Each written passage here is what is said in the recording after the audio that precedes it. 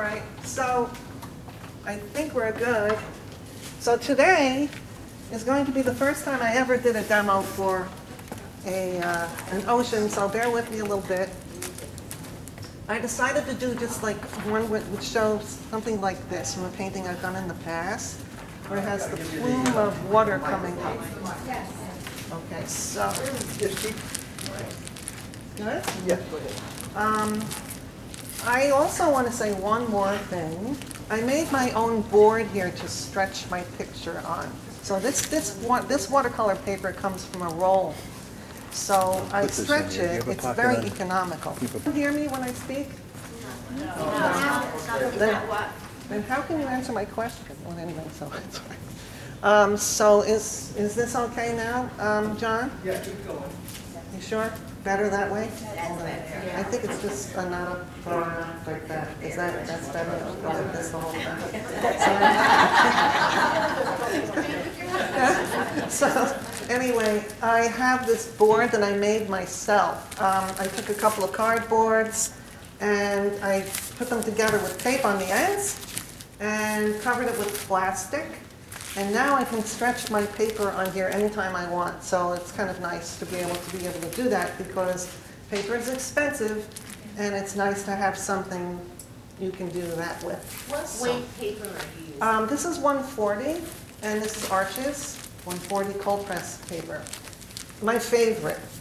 I think I love 300-pound paper, I really do, but you really have to throw the color on it because it's like a sponge. It pulls up the color really fast and you put down the color very bold and boy, it sure doesn't look like that in 10 minutes. It starts to go down, so this is probably a happy medium. I do like also 90-pound paper, which is, you definitely have to stretch that because it's very thin. But it really is, the colors are electric on the 90 pound, so that's very good to know. This is an Old Faithful brush I use from Cheap Joe's, and it's nice big brush strokes, and I like to work big and broad. This is just a Cotman small flat brush here, 1 inch. And this is a very nice brush. This is, what was in my mind here? It's a Spanish brush, the Escada. Escada travel brush that's so nice. It's very nice for the little details. It holds a lot of water and has a really good point. So, What number is that? oh gosh, I think it's number 6. Okay, number 6. Just discarded number 6. Yeah, yeah. Very good. It's a little pricey, but worth every penny you pay on it. So, I'm going to start this demo upside down, not me, the picture. And I'm going to just show you the top part first where I would do the spray. So if you can't see, just let me know. So this is a bit of a varying thing ahead. So what I'm going to do is mix up some, hold on, I need to get some paints mixed ahead here for 1 second. Okay, just give me a minute. What I do is I'm mixing 3 colors. I'm going to mix ultramarine blue, cobalt blue, well actually cerulean blue, and cobalt blue, and I like to make sure I have enough. And what I'm doing is I'm not really mixing them thoroughly together. Just let me get a little of that cobalt in there. Just like a seriously deep colored, powerful blue. Because every time, even if it looks powerful when you put it down, it never dries that way. So you almost have to overshoot it. We all know that, it dries lighter, so I'm mixing enough ahead. So when the time comes, I won't have to do too much remixing, although I probably will come back to it anyway. And then I'm also going to mix a little bit of permanent rose rather, over here. And it's turning a little purple here. Just leaving it in a separate puddle. Alizarin crimson is good. Anything that's a cool red is fine. So now this, I have to be ready with my tissues, hopefully not for my tears here, for the top part of this. So what I'm going to do is use my fresh water, and I'm going over the horizon line here. I'm going to start right where the surf breaks here. Just a big, sloshy water. Yes, it is. Isn't this what you've always wanted to do, just paint with water? It's so nice, the best results. So in here, you just throw all this on here.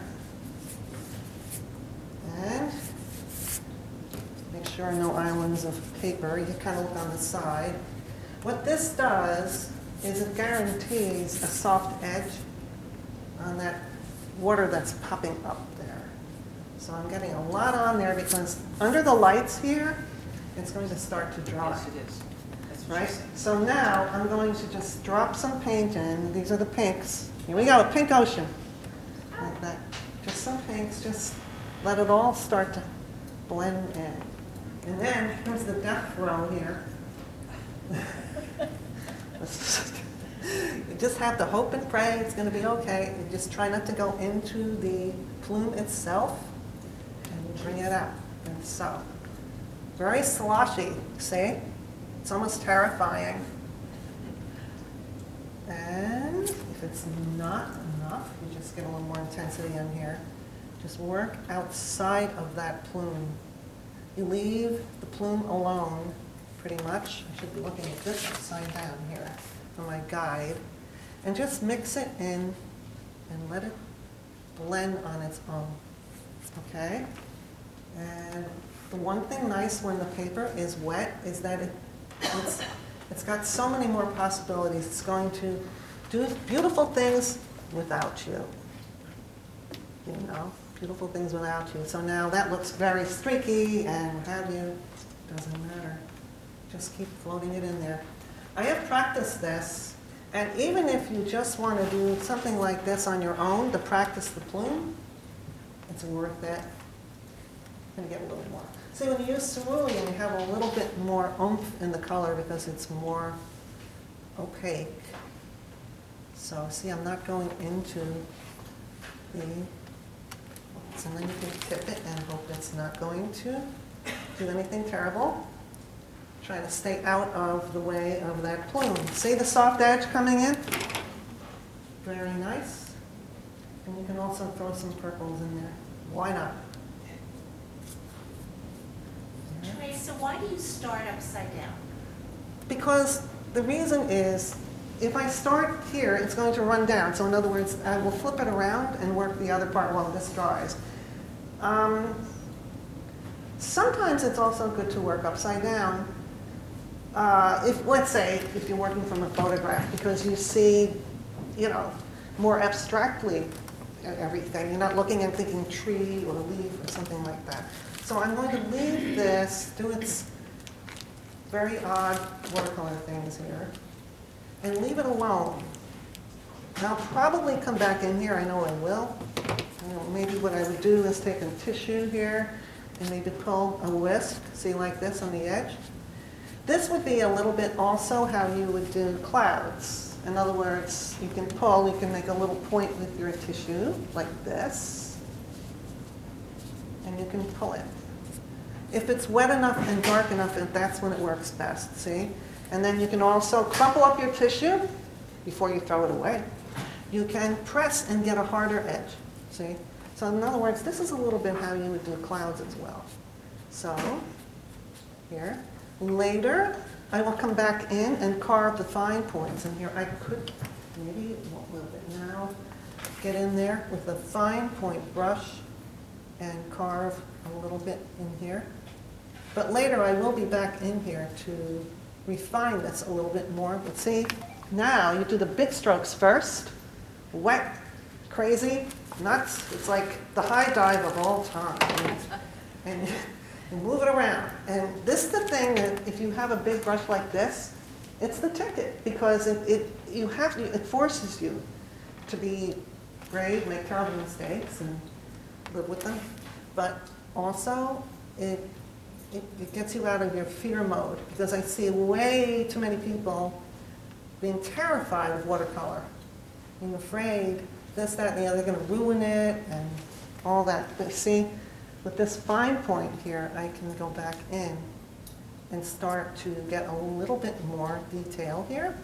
okay? But it's still very wet. And as it dries, you have a little bit more chance to refine that. So I'm going to just push this around a little bit. Being that this is 140 paper, it kind of goes into its little crevices, like so. So you have to kind of keep an eye on it. Move it around, see? Like that. See the hard edge coming in there? It's kind of exciting. It's exciting not to know where it's going to go, in a way. You know, I mean, it's not a controlled thing that much. All right? All right, so I just spent quite a bit of time on just this part here. Go back and I try to get the edges a little bit more. See how it comes around a little bit more? Give a little action to it. All right? Okay. Now, where it kind of pools up and it's a little impossible to do anything about it, you can always vacuum this with your brush. See? Pull it along like that. Get the excess off. Go back in. Okay. Do that. Okay, I'm going to let that sit, and I'm going to just do this along the edges because this here, this can back run in to your painting. And here we go. All right. There. All right, I'm going to just turn this around, keeping it flat. So, then I get to look how terrible it looks. No. Now you can do this, come out a little bit. You can do all sorts of things as you go, a little bit more. Okay? Now, while that's drying and going to be re-worked on later, I'm going to go down in here on the lower part, not where it's touching this here. Just want to add something for a minute. You can push this around just a second.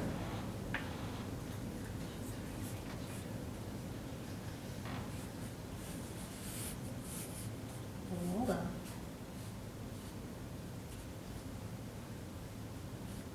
Okay, now, the next part here would be this part of this wave that's coming up in here that's very strong, it has a sweep to it. So, I'm going to get a little bit more paint on my brush. And when you do this, it's very gestural. You want to get the feeling of this pushing up in here, along in here. So I'm going to start here with the left and just bring it in, up like that, see? And pull it up. You want to get the feeling that that's coming up. And that can be done in one good stroke. You have to hope you're going to hit it on the first time. If you don't, but you see, you get the sweep of that wave coming up like that, just like that. And here. Then I switch my brushes here to the flat. While that's wet, I move it out a little bit here. Like this, and I finish it up, see? So much of painting, and you hardly ever hear, it's always about color or other things, or types of paints, this, that, and everything. But you never really hear too many people talk about the stroke of the brush and how to hold the brush and what to do to make this. You see, by doing this, you're creating action, and it's on a vertical. I'm sorry, a diagonal, right?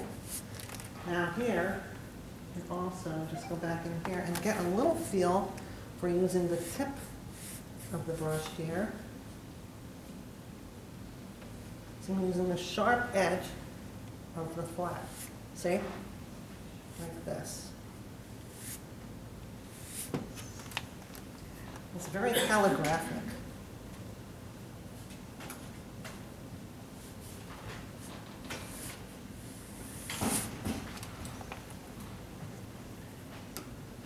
Not too many variations on color.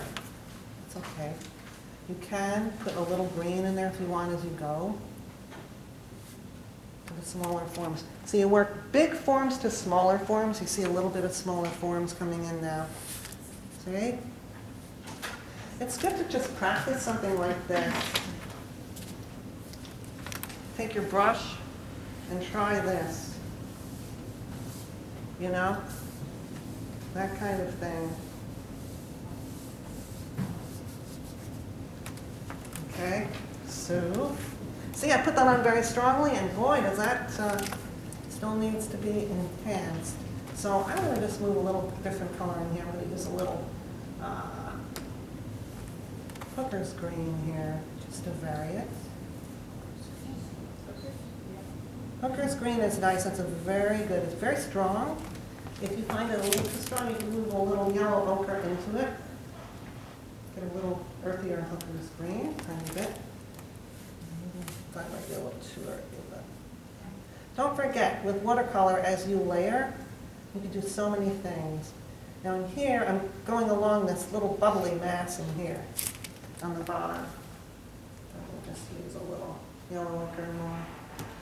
Yellow ochre, also what's good for the little part of the sea is a little Payne's gray and yellow ochre, a little bit.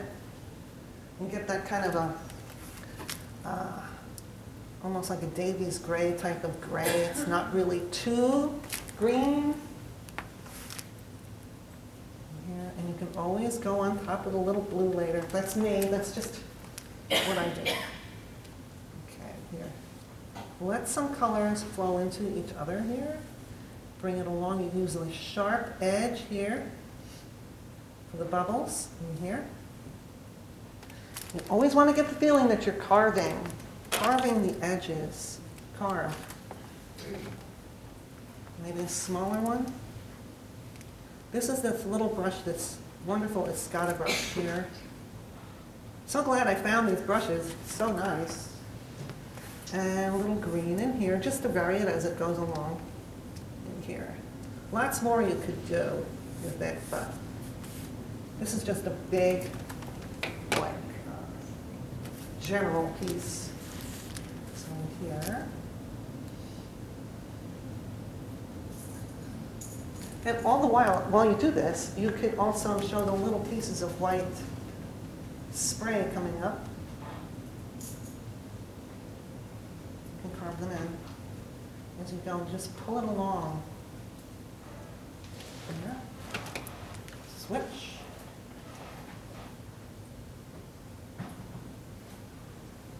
See, once you do that, you pull it out this way and get rid of that hard line. See? You work a little section at a time, because if you dart around too much, it's going to dry over there and dry over there, and you're going to be upset that it's not exactly what you want to do. Here. All right, so basically I'm just going to fill this in here, something a little different. All right, now as you go, interesting, you might want to get one of these. Sounds like a salesperson here, but this is a reducing glass. So when you're looking, you can see how it's coming. You just hold it over in your painting this way when you're working flat. Okay. So while that's drying, let's see. I'm going to start the second wave in here. A little bit past. A little.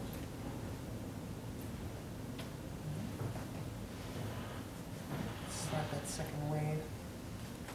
Hold on. See where it's starting to move into? I want to keep that shape of that. So here.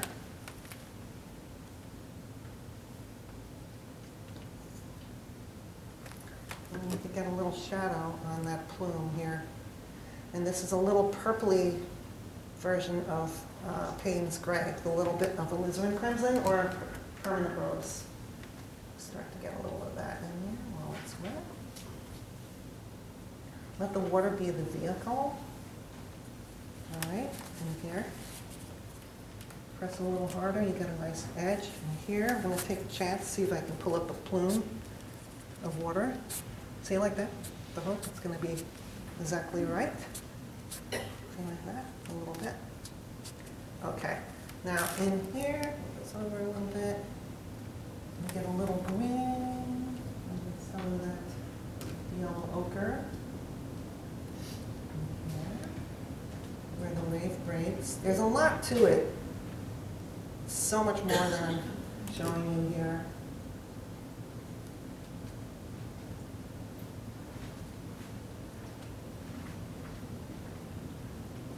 So working the smaller forms. In here. That would be the way behind it. Okay. So, in here. Touch the edge.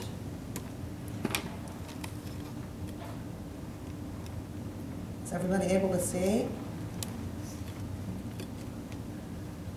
They must be deaf. Can you hear me? I didn't hear anybody say anything. They're all asleep.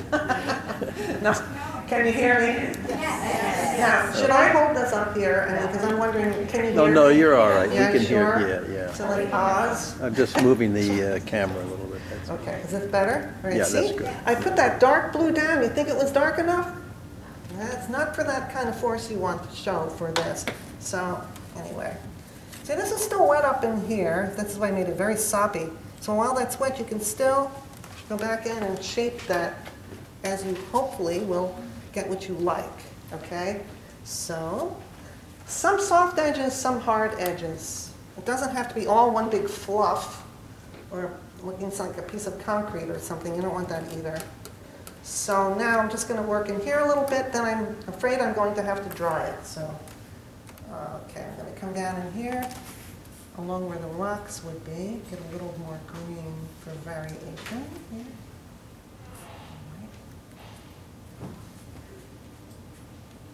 This is more or less, this piece is a little bit more gestural than layering so carefully and delicately and all that, which would be another department. I'm going to come in here, bring this up, mush it around a little bit here.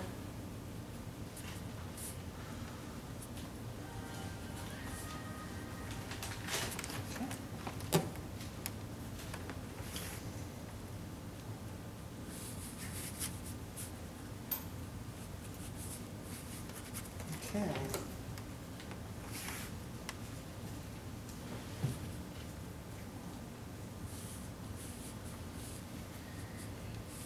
For so many years, I worked wet on dry, which I love, but it's very interesting to get a change of pace and do something that's wet and a little bit more.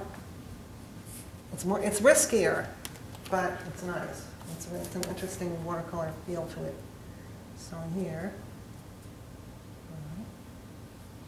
just going to get that up there a little bit more. All right, what I'm going to do is dry this. So now you can all talk. Where's it?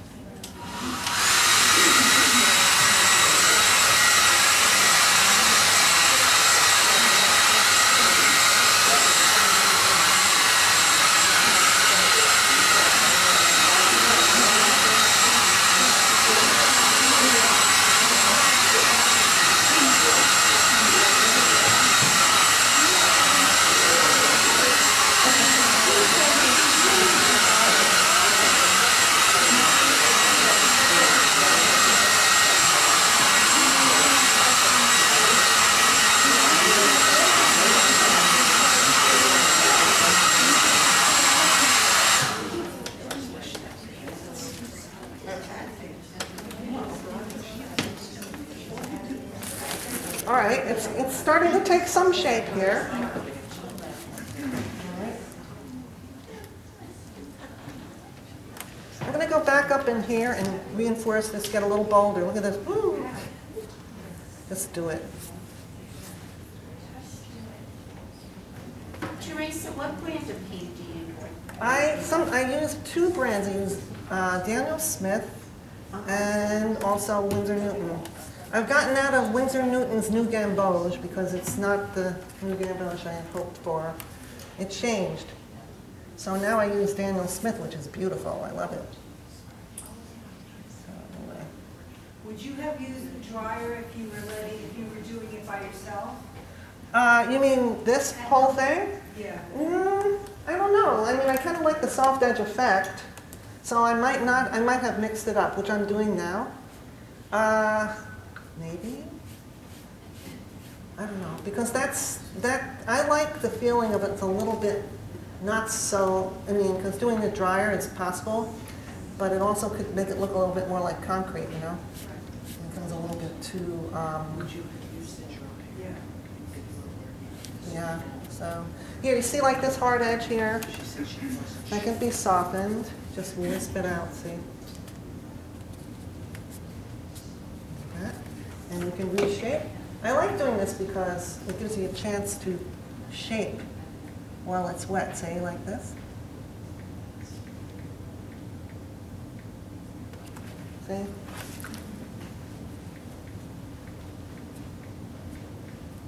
Here.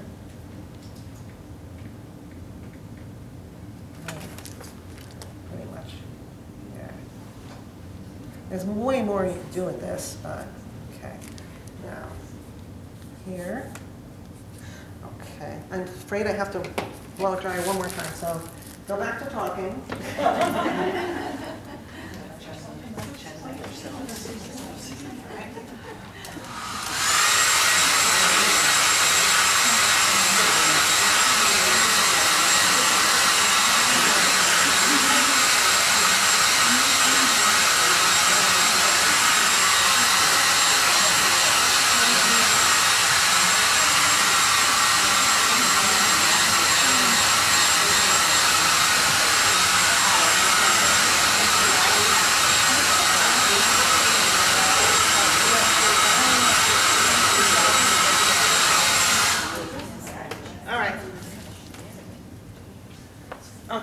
By having darkened the top, now I can work on the horizon here. You have to be a little careful with horizons because you have to hope that they are straight. So hopefully this is dry enough. It probably isn't, but okay, I don't want to take up your whole time with blow drying sessions, so I'm just going to put in that background deep color here. It's a little too wet still, but boy, this was like it's like the coast of Maine in here. Right here, see? By having darkened that, it makes the contrast a little less obvious. I'm gonna go along here, here. Use your side, here.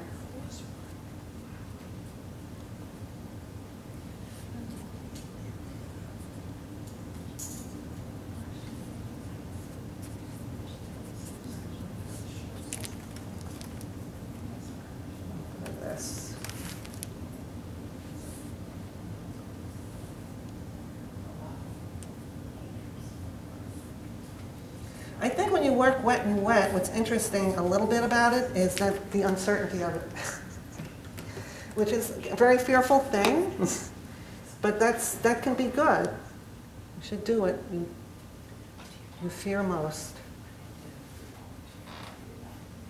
I mean, I'm not going to be dropping out of airplanes, but this is about as far as I go with this. Here, like this. See now, it doesn't have such a contrast to the value here. Put this up, replace this a little. See up in here. Okay, now, while that's drying, I'm going to come down in here and do the rocks. Now the rocks I'm going to use sepia and a little bit of the blue here. It's a little bit too sepia. Hold on a minute. They're going to be like purpley, a purple, deep purple color. And I'm just going to carve them in with my flat brush here.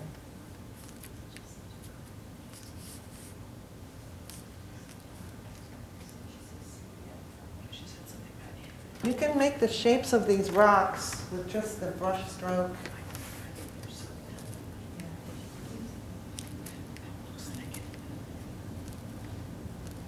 You can go like this, move your brush around, make it like that, you can fill it in. Just skip through, it doesn't have to be one big long line of rocks, just vary it, make it a little more interesting. Here's sometimes what I do. I'll throw another color in. Why not?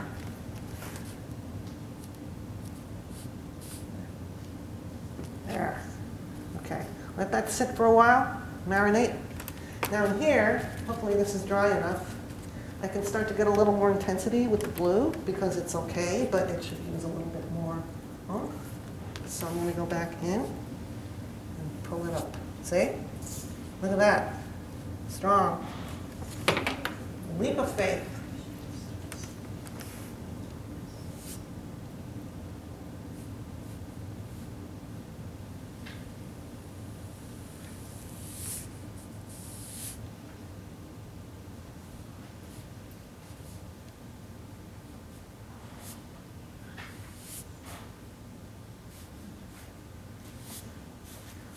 You have to feel the wave going like that, you know, with your strokes.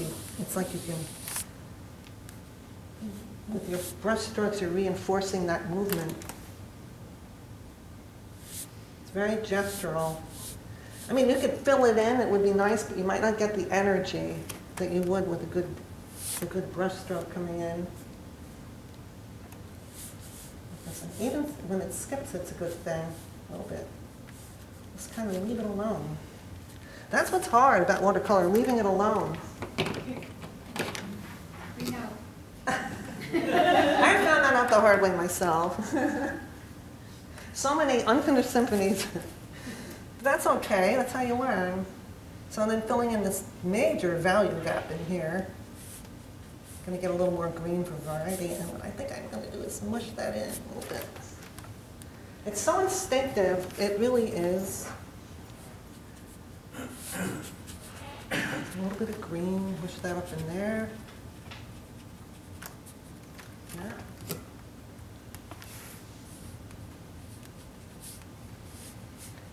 Sometimes I just this is a terrible thing, but I'm gonna let it flow in. Let the colors flow into each other a little bit more. See? That tease it out a little. People are going to be saying, how come this? But you know, that's what makes watercolor so good, the little blossoms and blooms and things that people would call mistakes. It takes the life out of it if you try to do it too perfectly.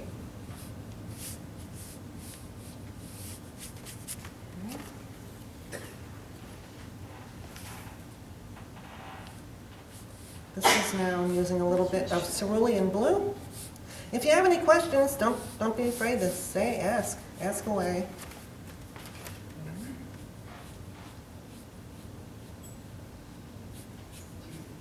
Theresa, do you ever use 300-pound paper? Oh, yes, yes indeed, And lots. what would be the situation where you would use that? With this, you mean with this particular project? Or Or, with any project, when would you use it? oh, I would use it for, you know, lots of water, I should have used it probably for this, but I'm telling you, why I didn't is because I love it, but it soaks up the color very quickly, so that would take, a 3-hour demo, you'd be dying by the time I'm done with it. Would have left the room. But no, I love 300-pound paper, I really do. And you know what's interesting is 300-pound Fabriano, it's very interesting. And also, well, the 300-pound hot press arches is really nice. It's for certain effects, you know, would be different than, you know, for a little bit more detail for the 300-pound for buildings and things like that. So this horizon. Do you ever use the rough? Yes, I love it. Definitely. But you know what's interesting about the rough? You actually do get those speckles that, you know, when you work a little dry brush on there. And sometimes you're thinking, oh, I should go back and fix that, but that's when you make the biggest mistake. You should leave it alone. One of my friends, who is a watercolor painter, sadly she's left this world, but she used to say, put it down and leave it down. Put it down, leave it down. I thought that was good advice. All right.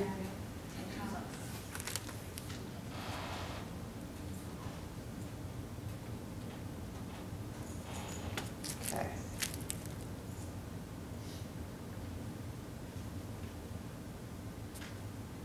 See, the main focus of this particular composition is this and the sweep. All the rest is like second fiddle. And things like this that bloom in, I leave them because that has the magic to it. Even this seems like, oh, what happened there? That's exactly what I like about it. I don't know. I'm just justifying my mistakes. You always have to remember that when you feel that you, this, that, and the other thing about a painting, it's always remember it's on the way to a masterpiece. Instead of calling it a failure, you can call it a study. Yes. Things. You know, there's no such thing as failure. Now I'm going to get these little tiny pockets in the foam here. Little pockets of, you know, where the foamy edge is here. I draw them ahead and I actually fill them in. If it's a little too much, I scoop up some of that color with my brush. And I try to keep them very nice, and this is where I get a little tight in here. So you get a little feeling of the foam in the front. All right, here.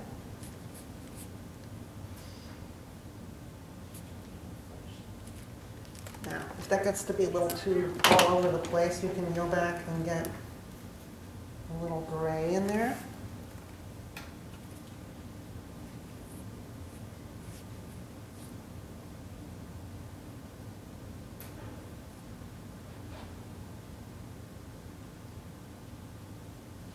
You know, it's interesting too to try to paint on a small scale with a big brush.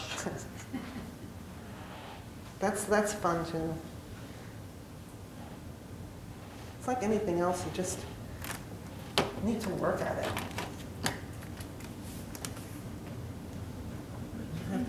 Not everything you do is going to be, I mean, this is not a magic wand. I wish I could tell you it is. But I'm going to fill these in. There's little pockets here while the rest is drying.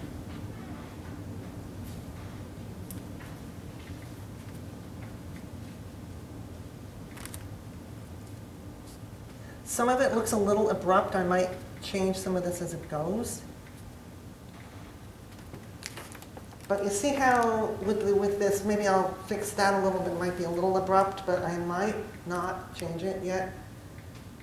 Do you ever work on a painting and then come back to it hours later? Yeah.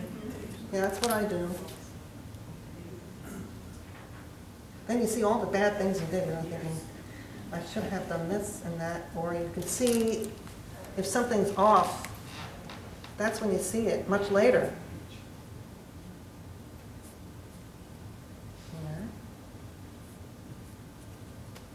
See, by having too much white on the bottom, I'm going to be looking there. So I want to get all my focus on this middle part. So I'm going to gray this down a little bit on the bottom here. Even this.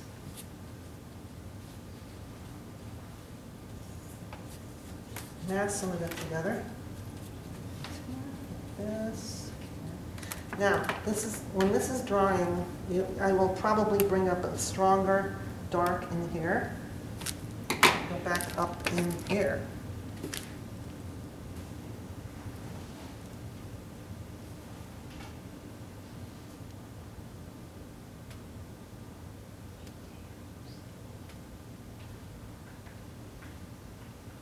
So you can get a little more shape. Because it's drying, get a little more wet on dry. See, like that? A little bit.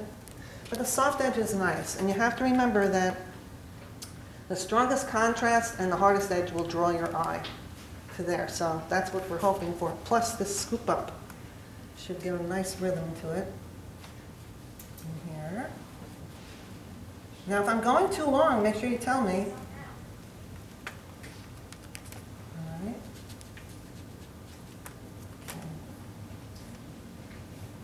Oh, what was that?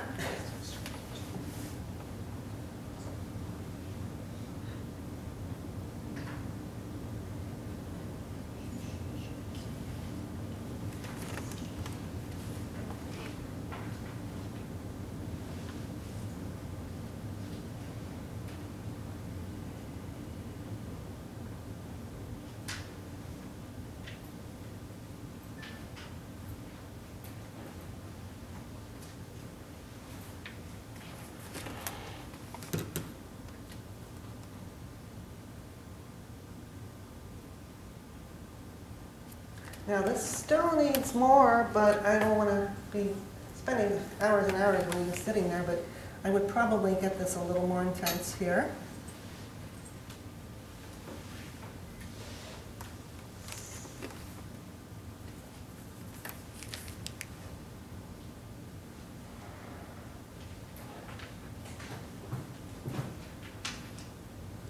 Keep reinforcing the feeling of the sea here, strong.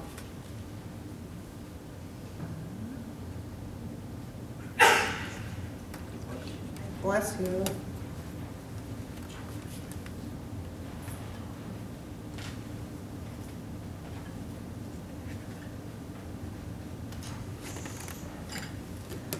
You can use another color because it doesn't matter.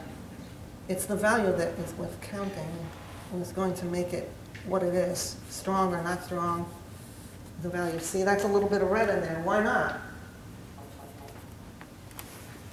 Here. See, I continue to carve that edge.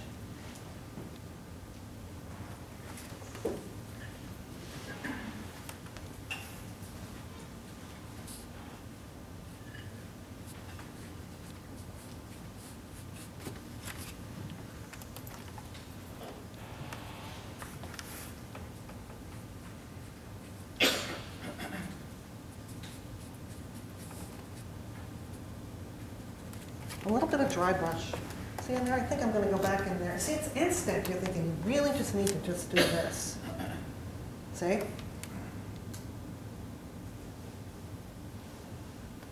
Got that nice inky dark there, so you can pops it more. So all the while now, it's a harder edge. You can look there, hopefully.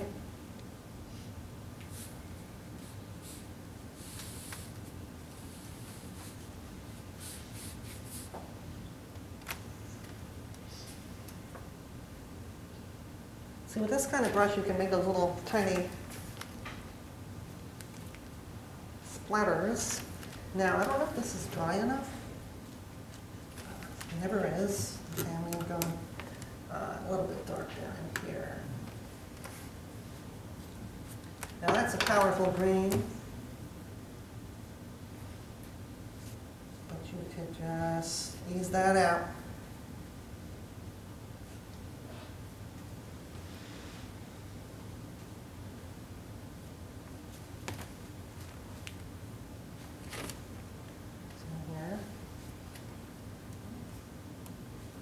To that.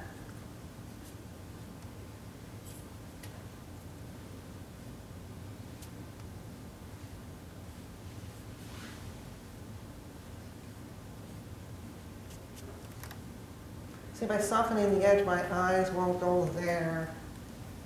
I want to look there. And when this pulls it up and around. Okay, now.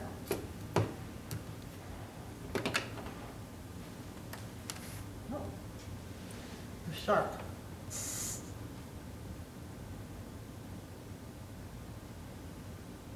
Okay, like that.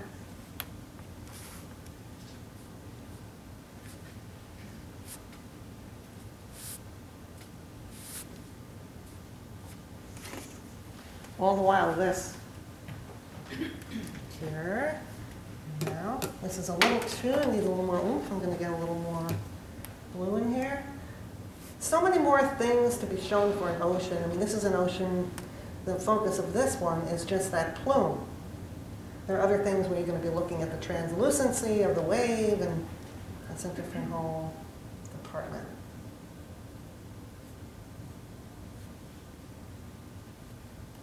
Now, with this, I don't think this is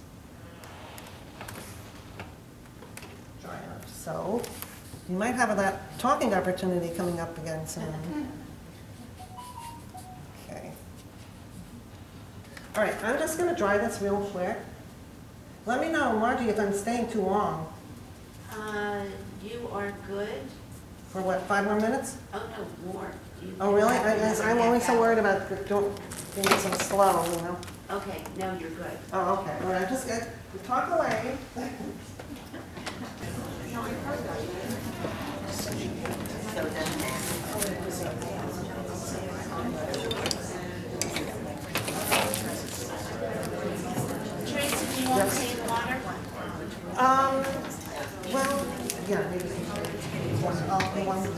Which one, I'll do two. Just two. Yes, thank you.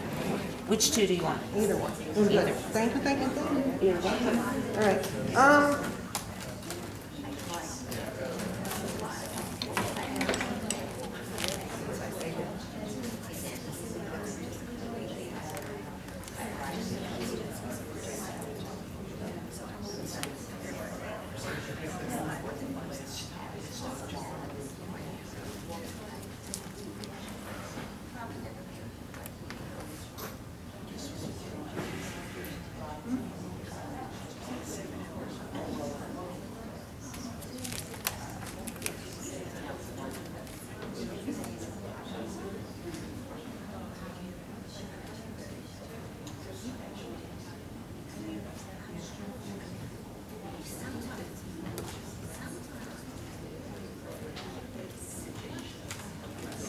Okay. Thank you so much. My pleasure. You are such a nice person. Really.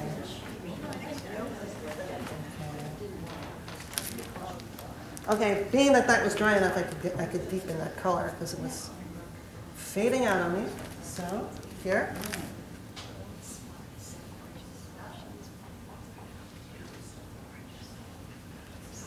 Now I work a little wet on dry to continue popping this plume of water, see?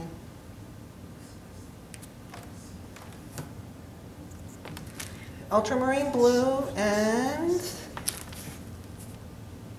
cerulean.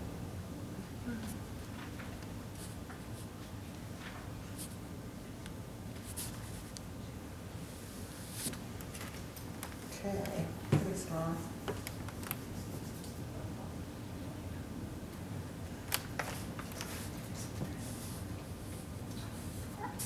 Theresa, do you always stretch your paper?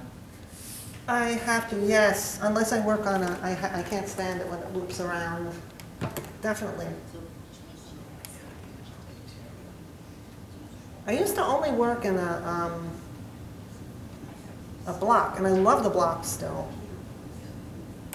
But really, you know, ever since I'm starting to work very, very large paintings, I've been getting rolls, and so I'm using the leftover paper for, you know, smaller paintings, and I think it's just great. Very nice. Everything beautifully flat when it's dry. So when you're saying very large, how large are you going? The last one I did was a floral, it was 62 inches wide. Wow. 62 by 4, just this side, like 42 by 60. No, actually 64 inches. It was humongous. And this lady who ordered it and said, you know, I want it to be huge. And I'm like, oh. So, you know, but it was fun. You know, with the paper, what I do when I stretch my paper is that I run water over it. But something like that, you have to go and you have to put it in the shower and run the shower over it. So my handyman helped me. And he goes, you are crazy, because we like going running like this. I'm like, Theresa, there was a question. yes. What was the question? Oh, I just said, were you both in the shower at the same Well, no. Sounds exciting. Let myself open now. Anyway, so here's the thing. We ran to the other room with this, and with this giant sheet of paper like this. And it was actually a heavier paper. I think it wasn't the 140, I think it's 260, or it's like another weight higher. So that doesn't hold the staple. See, what I do is I go around and staple the paper. You'll see. I can show you this. I covered it with tape. What would you staple something that large to? Well, I have a homosoap board that I got from, you know, Home Depot. What kind of board? A homosoap. Homesoap. If they use it for, you know, like for, no. In construction, it's very heavy, but it's porous, and you can staple into it. But the thing is, also, I worry a little bit about the acids or something that would be in the board like that coming up into the paper. So what I do is I cover it with plastic. And after, you know, so we tape it in there, we staple it all around, and he had staple gun because it doesn't hold. I mean, this being a 140-pound paper will hold. I mean, these little tiny staples will hold, but if you have a thicker paper, it's gonna pop out, and then it doesn't work. So you need real stronger staples. And then it looks like a giant pita bread for like a whole day, and you're thinking, oh, this is a disaster. And then the next day, it dries completely flat. It's great to work on, because when it's flat, it's a pleasure to work on. It might loop up like it's doing now, but it flattens out. And it's just nicer. For me, I like it. So, now what to do? Okay, so now, I'll just go in here while that's drying. I'll just go and get a little bit deeper part here for the wrong brush for this, okay.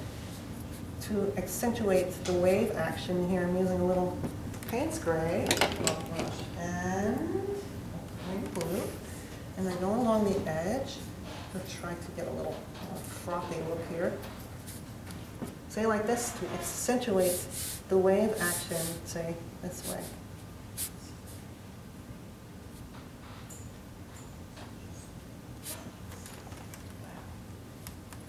It's much more economical if you can get the roll. I mean, it's less expensive. The roll goes 30 feet. Yeah, it's very, yes, and it's nice and big, and you can do and leftover paint, you know, you can just get little ones and do that, and, you know, like staple them down. And do you ever use elephant paper? Yes, I have. I love it. What is elephant paper? Oversized. Yeah. It's 40 by 30. Yeah, yes, like that. easily that big. I forgot Yeah. actually, but it's very big. It's one big. sheet, Yes, very big. excellent. So Excellent. do you work on a table when you have that? Or Well, I work on an easel. on an easel? Yeah, I work on an One easel. or two? Two easels. Two together. Two together, yes. My poor husband has to help me carry this. It's like, you know, to play dramatic music, you know, when you move, like, to the table, to the, it's so heavy, but it does really work. It does work very well. When you buy a roll, how many yardage comes on a roll? I think it's 30, I forgot, I really should know. I bought one from another artist recently for only $100. She only used it a little bit. Wow.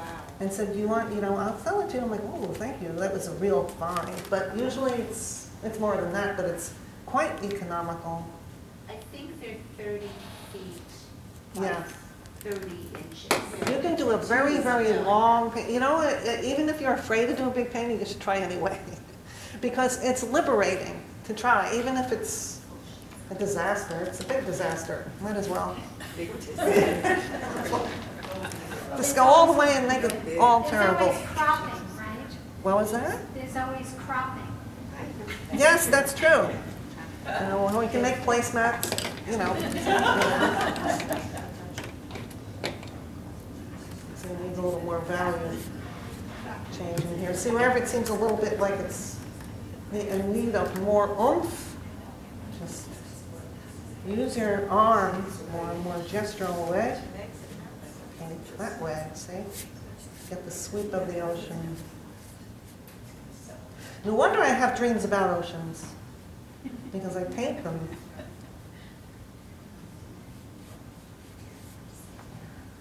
All right.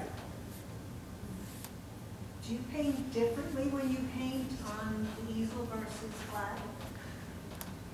I think when I work on an easel, I step back, of course, much more, and I assess the whole thing. I think I take a longer time on the easel. But you don't paint very wet. No, and you know what? Working on an easel is great for that reason, and also you would probably have more transparent look to your work because the paint runs down. And so the pigment part will run down and the watery part stays up. So it's a lot of layering, but it also gives you time to look at it. When I did this floral, it took me a long time. It wasn't like, you know, slapdash, hurry up floral. It was a project, you know, so I had to keep looking at it and seeing where I wanted my light to be and keep adjusting. So yes, it's for a big project, definitely up. Smaller ones, the trouble is with working flat is that you often don't know how bad it is until you stand up and look at it later. Then you see all the things you wish you didn't do. Anyway, so in here, just to keep reinforcing, see by doing that, gives the sweep of that wave a little bit more.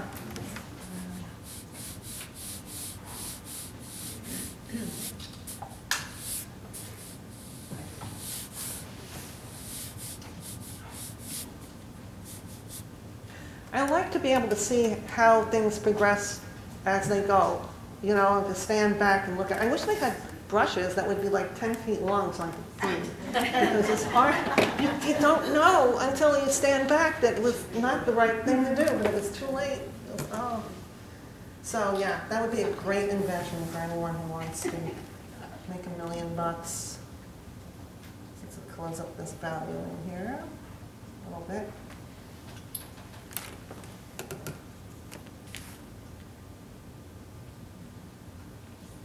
Yeah, big ones take a lot of planning, and but they're fun.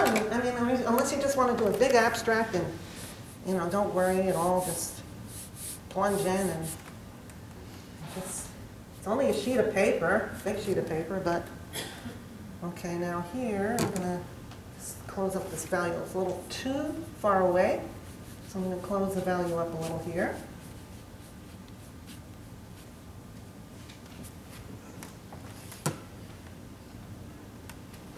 Yeah, more or less when you work flat, you're going to get stronger color because, you know, the color goes right down and the pigment stays right there.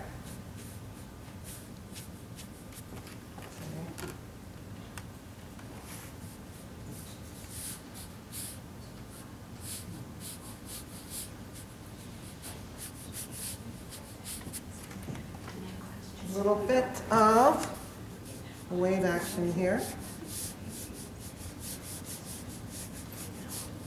Trying to kill that white a little bit so that keeps looking up there. Of course, you can always go down and do the bubbles for 25 minutes down in here.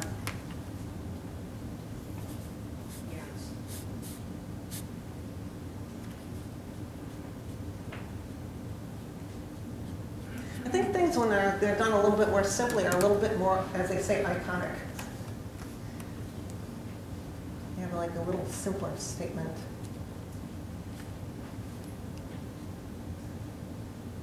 Okay, and then from here. I'll show you, when I peel this tape off, you'll see the staples in here.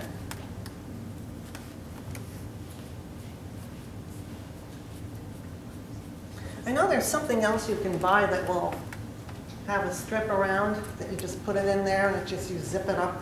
But I find that I don't like that bump in there, so it's like the Princess and the Pea or something. So here, a little bit in here. Tracy, you have about 15 minutes. Okay, I'm almost done. I'm actually. You're amazing.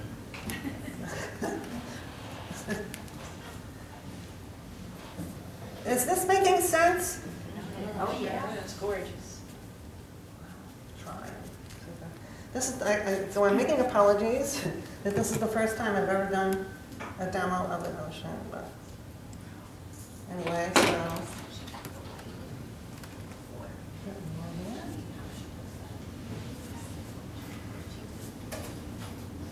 What I'm going to do for my last little dip, and this is the people in the front row are going to be very upset. So I'm going to hope you brought your umbrellas with you. All right, this is too messy. What's a mess? Hold on a minute. 1 minute. I'll be done in 10 minutes, at the most. Promise. So you wouldn't use gouache on this? I am about to. Oh. A little bit. And a little bit at the end. Okay, this is probably not dry enough to do the gouache thing, but at the end, you don't want to put the gouache in before because then it's going to mess up your colors. So, and keep your gouache to a minimum. It's very hard to get the right amount of, if you enter gouache into a transparent painting, you have to do it very carefully so it doesn't look off. So the last thing I'm going to do is look for my paint for a minute. Hold on. Okay, this is just Winsor & Newton white, titanium white gouache. Okay, and I keep that away from my transparent colors. I'm going to use this here.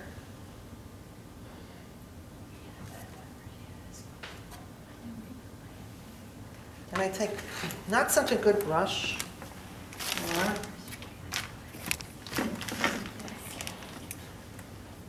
One from the old days here.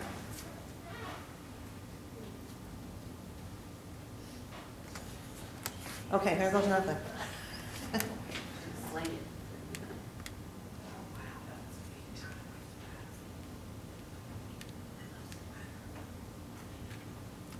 Just tap it in.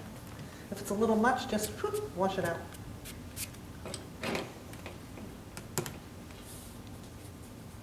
Oh.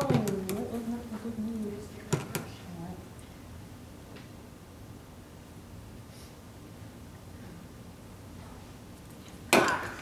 Hold on 1 second. See, I should have put it down and left it down. Anyway, so here, and of course you can always use deliberate gouache. Make this a little bit more in here. Just not all over the place.